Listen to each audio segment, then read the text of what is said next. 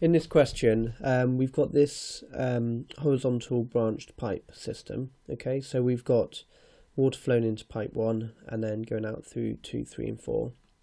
And we're told the volume flow rate going in, it's 0.4 meters cubed per second. And we're asked to determine the velocity of the water at point 2, the pressure at the fluid in pipe 3, and the flow rate in pipe 4.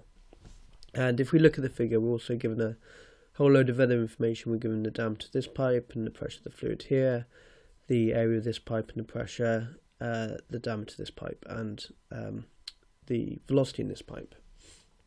Okay, so how do we go about solving this?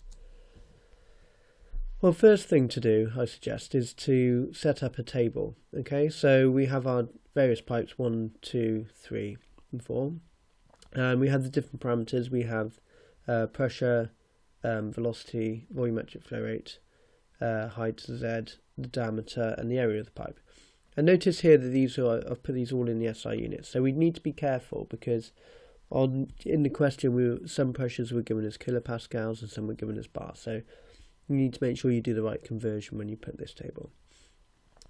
So the first thing that we can do is we're told that the pipe arrangement is horizontal. Therefore we know that the Z of 1 is equal to 2, which is equal to pipe 3, which is equal to pipe 4. And, so we might as well all set them to 0, because it doesn't make any difference what the height is if they're all the same. So we can immediately fill that into our table, that this row of zeros for the Z. So you can see as we go through this, we need to find the velocity at 2, the pressure at 3, and the volumetric flow rate in 4. So we can't do it yet. We haven't got enough information. We've got gaps in our table that we need to start filling in. So we need to fill this in piece by piece to be able to get the final answer, which would be the volumetric flow rate in pipe 4. So there are multiple ways of doing this. I've shown you one path, if you like, in this video, but there are different ways of doing it.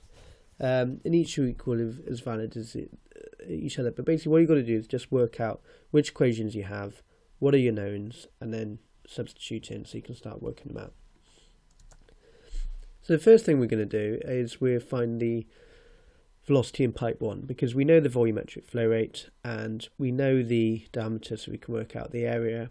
And if you do that, plug that into your calculator, we get a velocity of 4.16 meters per second. Sorry. So yeah, that's just the volumetric flow rate divided by the area, and you can see we put that into our table now.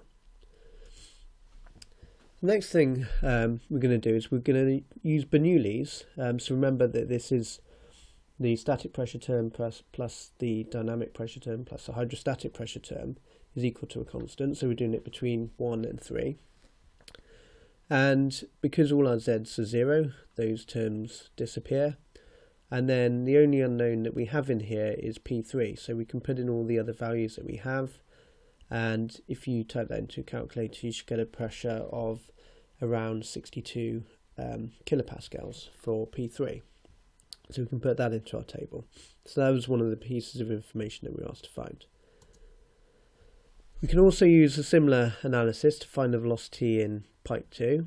So whereas for pipe 3 we knew the velocity and we worked out the pressure, here we know the pressure, so we're going to work out the velocity. So same thing again, write out Bernoulli's. The hydrostatic pressure terms cancel. The only thing that we don't know is C2, so we can put all the other values in and then rearrange, and you have to square root it to find out the answer, the velocity in pipe 2, which is 9.24 meters per second. So the last piece of the puzzle is we needed to find the volumetric flow rate in 4.